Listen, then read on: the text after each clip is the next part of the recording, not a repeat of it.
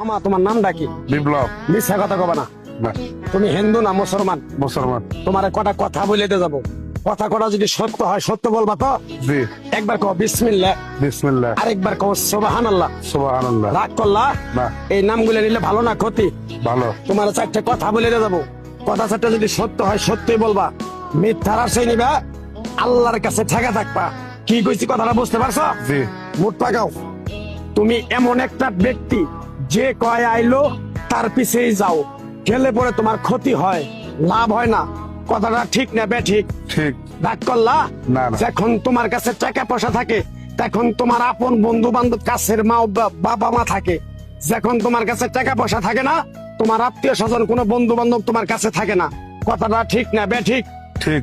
রাগ করলা? না, না। এই কথাগুলো আগে পিছে কোনদিনে বলছিলা?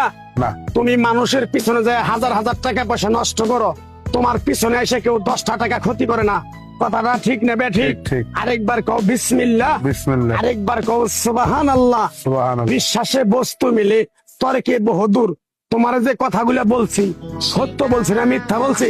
সত্য। তুমি এমন একটা ব্যক্তি, মানুষের দুঃখ কষ্ট দেখতে পারো না, তার পাশে যায় দাঁড়াও, তারা এসে তোমার পিছন